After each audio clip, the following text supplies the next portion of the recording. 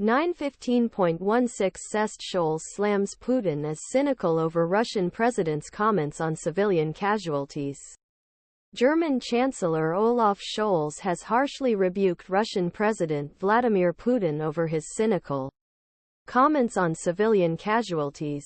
It angers me. Russian president has repeatedly warned that there could be civilian casualties from an armed conflict, Scholz told the German parliament on Thursday, referring to Putin's comments about Israel-Hamas. War broke out after Hamas attacked Israel on October 7. Although Russia has repeatedly claimed that what it calls its special military operation is not targeting civilians, UN has recorded 22,468 casualties, with 7,649 people killed in territory controlled by the Kiev government since occupation began.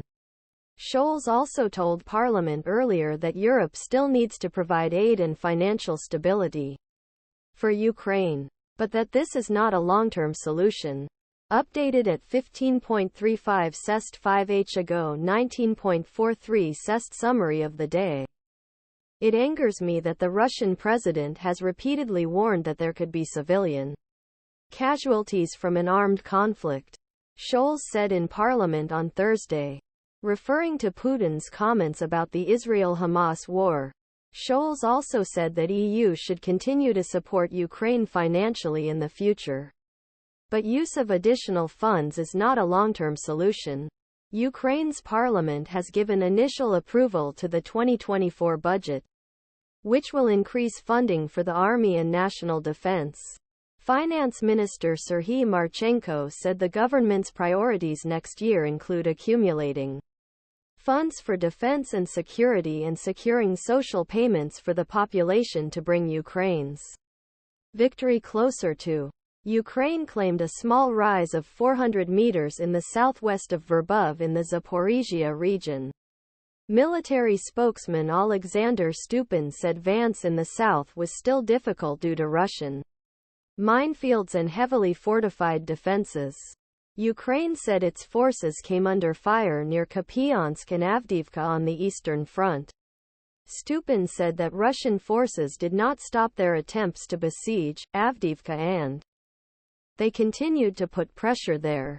NATO is stepping up patrols in the Baltic Sea after recent damage to submarine infrastructure. Increased measures include additional surveillance and reconnaissance flights.